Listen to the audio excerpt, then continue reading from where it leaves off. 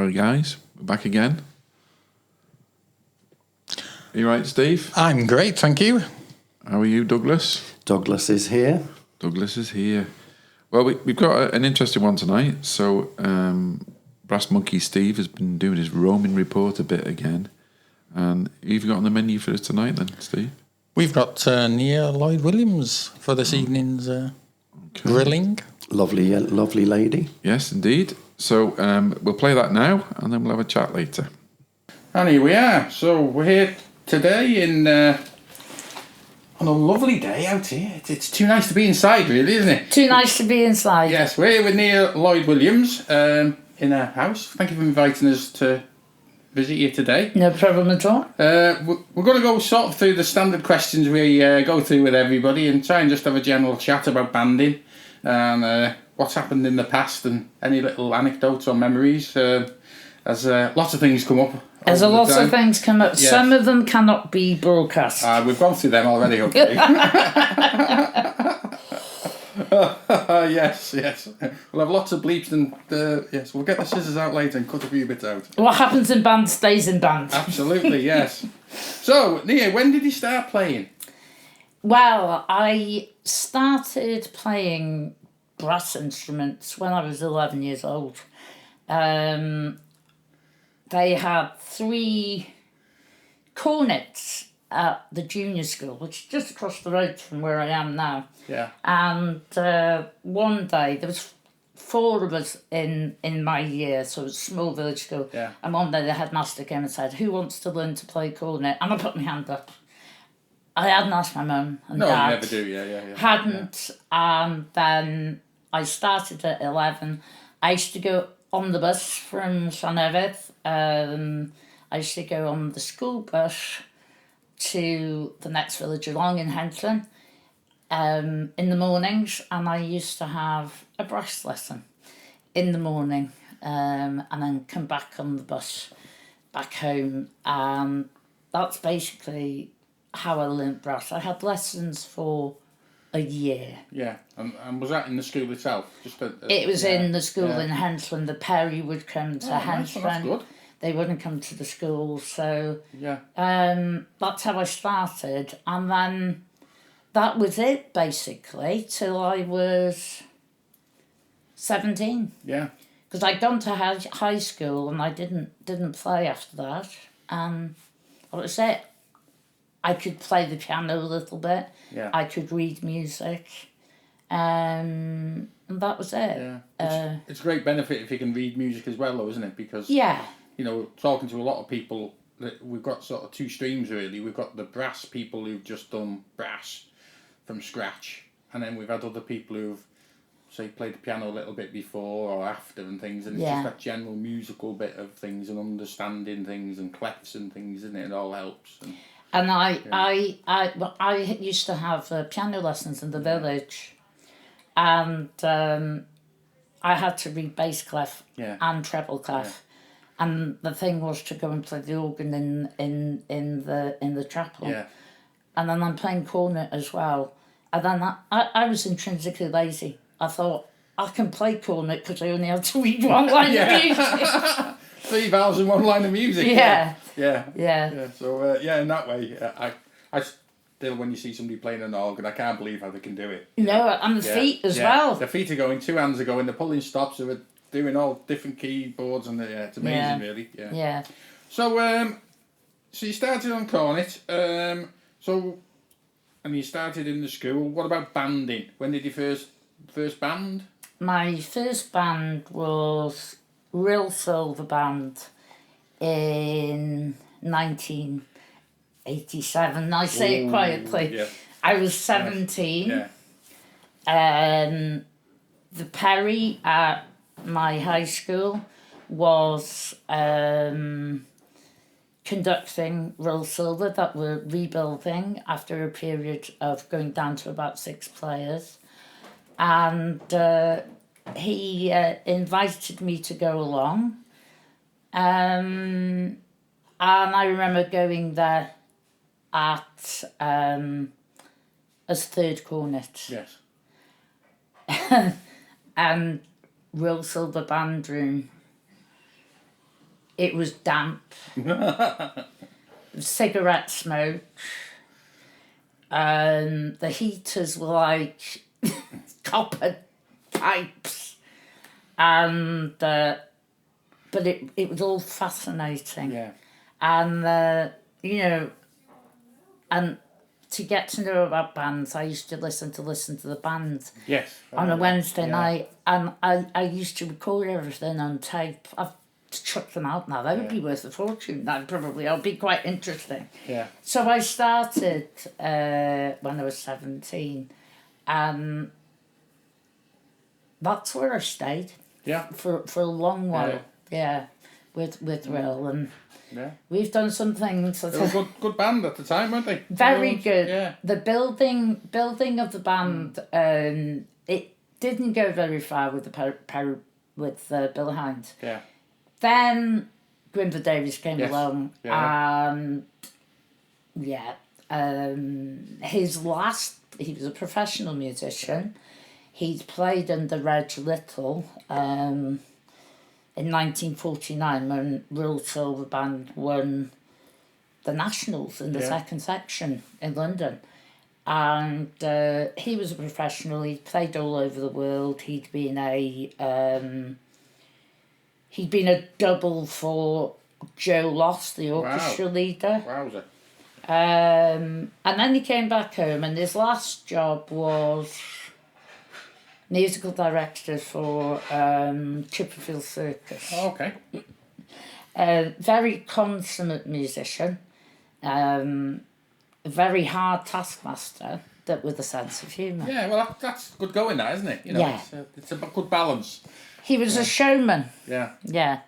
So that's where I stayed. And then I've played with other bands Yes. as well, Yeah, you know. sure, yeah. So the next one was a favourite band piece of music. Something you maybe enjoyed playing, or I've got so many in it. Yeah. So many. I've tried to think. It's hard to narrow it down to one, isn't it? You know, where it's like, well, yeah, out of these 50 or 20, yeah. I quite like Paul Livett Cooper's stuff. Yeah. And I can't remember. I like the Paul Livett Cooper. Yeah. I do like a lot of the Salvation Army stuff as well. Yes. But the one tune guaranteed to have me crying in porridge is Share My Yoke, the cornet solo. Yeah, I was loving that, yeah. By Joy Webb. And I also like Irish Blessing. Yeah, oh, they're nice ones, yeah. So, yeah. Yes, something with a bit of heart and soul to the music as well, yeah. And I suppose on a similar thing, a test piece. Have you ever had a favourite test piece, or maybe a test piece playing in a certain place or things like that? Or even one you haven't played, one you like listening to, or I loved listening to Labour and Love. Yeah. Because of the beautiful euphonium solo. Yeah. I mean, I started on cornet, I moved over to euphonium, then soprano, then B-flat bass. I've played landed up on tenor horn. But Labour and Love, I love Eric Bolster. Yeah. Snowden Fantasy. The description of the mountain in that, it's just amazing. I like the other one I like, but I can't remember who's it. Frogs of Aristophanes. Oh yeah, I remember that. The end bit of it. Granville Bangkok. Right. Yeah. The end of it where it's counter. Yeah. You know, I can't sing it now, but I love that. I also used to listen to the Nationals when they were the concert was broadcast in the night, on the night of the Nationals, top section. Yeah. Paganini variations. Oh, yeah. You know, things like You'd Never... Oh, what was the other one? There's one that Rhyl played and I didn't. I wasn't with them. Oceans by Geoff Ocean's Richards. nice, isn't it? Yeah. But so many... But there is one test piece I will always remember. And it's a very obscure one. Sword, Jewel and Mirror. Oh, yeah.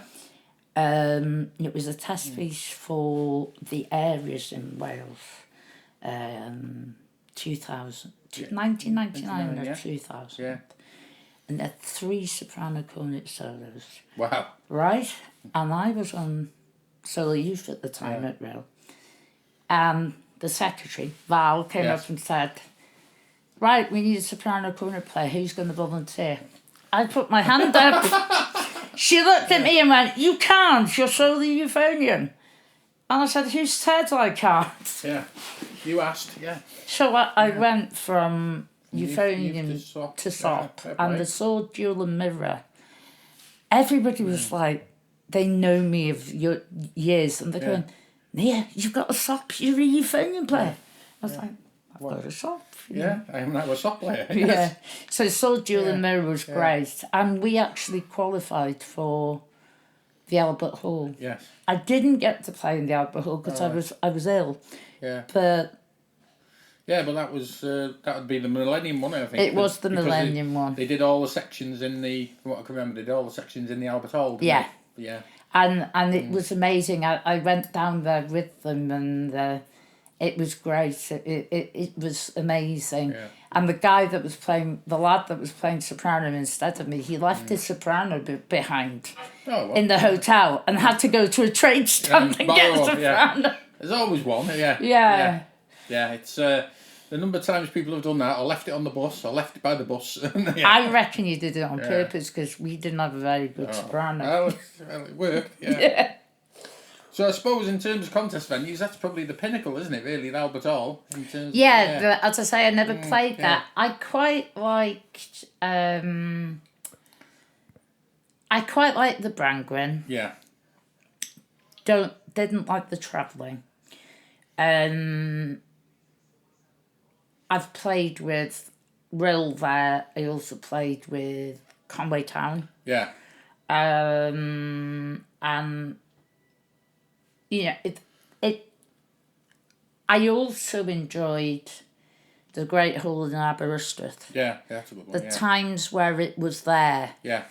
And the parties. Yeah. Yeah. At least as soon as men did, but in the parties and the going to the Chinese. Yeah, all these good things, isn't it? Us and Roy Sparks, Yeah. God rest his soul and everything. Ah, good old Roy, yes. Roy was wonderful fellow. amazing, yeah.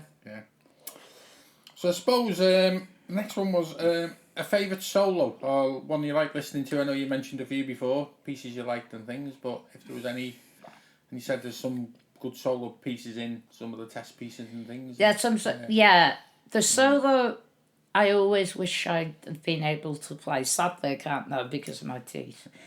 There was Steve Stewart, the soprano cornet player of Corey. Yeah. I absolutely loved watching him play. Yeah. And he played Live and Let Die. Yes, that's a good one, that, yeah. It's a fantastic solo. I first heard it on Listen to the Band. Yeah. When it was first out. Live and Let Die, brilliant soprano solo. The solo I'm forever going to remember playing. It's my first time as a soloist ever with Rhyl Silver. A trip to Cornwall back in the 90s. And I got asked to play Myfanwy. Yeah. And being 100% Welsher than Welsh. Yeah. And then the other one was actually playing it with my mum and my auntie in the Pavilion Theatre. Yeah. Playing Myfanwy as a solo. Yeah, lovely. For St David's Day. So it's always, the Denzel Stevens arrangement. You know, it's wonderful, isn't it? Yeah. I'd listen to David Roberts play it on records and things, and You know. Aye, Dave had a wonderful sound, didn't he? Yeah. His, you know, that the old-fashioned euphonium sound. To Yeah. me, you know. Yeah. Lovely, yes. Good times. Now, the other one was a favourite conductor. I know you mentioned a few earlier, so it might be one of them, but yeah. There's a should be not Yeah. mentioned. Yes. If you can't say anything nice, don't say anything at all.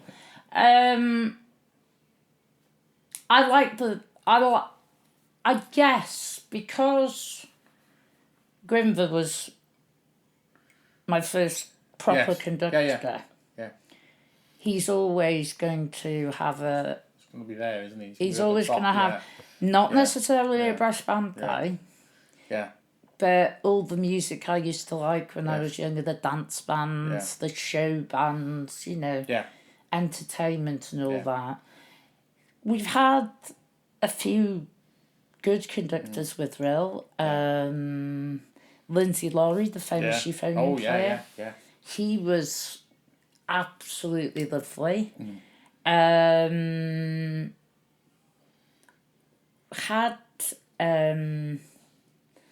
there was a period then when I left, I did do a brass band summer school once, Wessex. Yeah. And I remember being amazed at being conducted by Derek Broadbent. Yes. Yeah. Yeah. Oh, he's a guy. He was a guy and a half. Yes, when he was conducting. Yeah. Yeah. Yeah. The other person, very impressed at the clarity of the beat and direction, is Michael Feld. Yeah. Oh, yeah. And Michael was at school with Louise, my friend, who used to play in Rhyl. Yeah. And she got a higher mark in music than he did. That's a claim to fame. That's a claim to fame. Wow. So I haven't experienced the likes of, the top section. Yeah, no, but then the top guys, them the ones, in their own way. Yeah. Yeah. That's good. So I suppose the last three questions that we hit everybody with, as a bit of a sort of make you think a bit, it was, who is your banding hero? And it might be somebody you've already spoke about, but, sometimes you've got somebody who you looked up to or, even just liked as general. There's too many to mention, really. I think you've mentioned quite a few already, haven't you? I think, There isn't a one standout person because you've gone to probably 20 or 30 people, haven't you, really? There's a lot of people. I never got to meet Roy Newsom, right? No, yeah. Never got to meet Roy Newsom.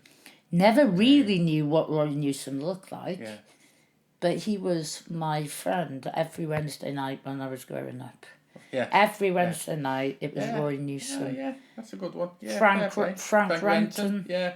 Another top guy, yes. Yeah, it's your formative years, really, isn't it? At that time when you're listening, as you said, listening to the band was, it was the only outlet at the time, wasn't it, really, for listening to. Or it was military bands, because my dad used to have military band records, and I remember getting a march. Yeah. That's how I went on euphonium. He had a tape, and he had a euphonium playing. And I went, ooh, I like the sound of that instrument. I'm going to ask Mr. Hind what that is. And he said, yes, that's a euphonium. And I went, can I play it? Yeah. And he got this battered old thing out, as Welsh clang thing out for me, And also, my Perry teacher, we spent more time talking about him in bands than we did teaching. Yeah. But I got the connection to the works bands and everything, Yeah. So, there's been a lot and too many to mention, really. So the other one was, if you could join any band at any time in their history, who would it be? I do think I would like to have been, probably not because you're not allowed women in it, I think I would have liked to have been with Bessers when they were doing their world tour. Wow, yeah. Yeah. I mean, I did get to play for Bessers. Yeah. At a contest. Wow. And up those narrow stairs into that that famous room. band room, yeah. You know, but I Yes. think Bessers or Foden. Yes. I mean, Harry Mortimer, you know. Yes. Yeah. I only met Harry Mortimer once, and it was going into Pontins. Right. You know, the only time when we were only young, there was 3 or 4 of us, and we were just going in the entrance, and who opens the door for us? And he says, "Come on in, lads." And it was like, "Oh, Yeah. Mr. Mortimer." It was like, yeah, wow, you know. Yeah. Now, the last question, really, are how would you describe brass banding in 3 words? Now, some people can't get it less than 3,000. No.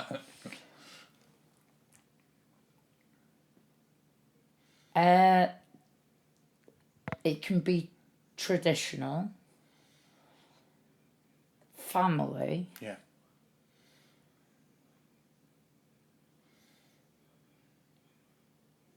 and belonging. Yeah, I think it is that. That's what most people come up with, is the family, and that in the family, the brass band family, and also the care and being together. Yeah. That family bit is, yeah.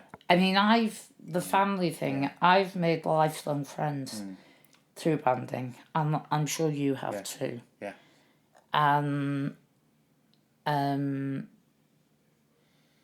It just is. Yes. It just is. I have to say, when I was 17, I wasn't a very happy young person. Brass banding saved my life. Yeah, it's good. It's good when you can reflect on things like that. Yeah. Isn't it? Yeah. Yeah. You know, I'm sad that I'm not playing anymore, but I did play. Yeah. And if I would say anything, if we could just get it across to maybe the younger people, that's where it's all about. Yeah. But we are competing so much. Yeah. Yeah. And getting that, you know, you're going out playing in a band. Yeah, okay, it might be a brass band, but you're playing. It's like playing football with your mates, isn't it? Yeah, it is that. And I think I was lucky that when I started, I ended up with a gang of, there was probably 10 of us within 2 school years who sort of went through school together. Yeah. Which made a big difference to Yeah. us. You know, suddenly you've got that little gang that you knock around with. You see in band, you see in school, you see in band again. You play at lunchtime. We were playing all the time, and that was the same as, instead of going for a kick around with the football, we'd have our instruments in the music room. So It was the same in Rhyl when the youth band was on. You know, they'd socialise together. They do, you know, and I think it's definitely a place for brass bands, because contact with other people, especially after COVID and everything. Yeah. You know, I'd go down to I now go down on a Sunday. I'd go to the prom and listen to Llandudno. Yeah. And I'm itching to get there and play, but I can't play. Yeah. So I just wander around and talk to people about and people still enjoy brass bands. Which is good to hear. It's COVID's really hit everybody, hasn't it, with everything, but bands, a lot of them haven't started up again, or they've lost half the players. People got out of the habit. Yeah. And they've never come back, and they've moved on. So, well, thank you for that, Nia. No problem. It's lovely to see you, and nice to have a chat about things and to catch up. Thank you very much, and good luck with the podcast, Steve. Thank you very much. And we're back. Well, that was really interesting. I thought when she mentioned Gwynfor Davies, I remember Gwynfor Davies when I was at Rhyl. Yeah, you guys have played in Rhyl, haven't you? So. I remember him play coming on in. He came in for a concert once. It was like a centenary band concert, and I'm sure he conducted one piece, and the band did seem to raise their standard of playing for that piece. They obviously loved him within Rhyl Band. Yeah. And I know that he did teach, he gave individual lessons to a lot of the young players at that time. Yeah, well, it was interesting because Nia was talking about his playing days, and I'd heard when I was in the band he was such a brilliant trumpet player. Yeah. So yeah, it was really interesting. It was good. She had a good mixture of experiences there, didn't she? What she was talking about banding wise. So. Yeah, definitely. And I remember Nia, she did so much work for the band, always sorting out the music, giving out the music, and really just gave 150% really to Rhyl Band, yeah. Yeah, so thank you very much, Nia. I really enjoyed that, and hopefully all our listeners out there will enjoy the same. So we're now going to get on and go on to our Doug's Diaries. What you got for us, Doug? Put him under the spot now. Nothing like pressure, is there? I have got one written down tonight, to be honest with you. It's a Holywell brass band job celebrating VE Day. It's on the 9th of May and the doors open at 7 p.m. It's in St Mary's and St Peter's Church in Baggold. The postcode CH6 6AX. £7 for adults, £5 for children under 16. But the entry includes refreshments. I've put a question mark there because I don't really know what the refreshments include. Maybe Mr. Edwards? I don't know what the refreshments are, to be honest, but it sounds like a bargain to me. It does, Yeah. yeah. So get yourself down there. Sounds good. You got anything else in the offering? The only thing I would say is that the Royal Buckley Junior Band are recruiting.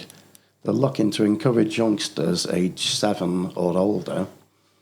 They rehearse every Wednesday evening, 6:30 p.m. till 7:30, and every Sunday evening, 6 p.m. till 7 p.m.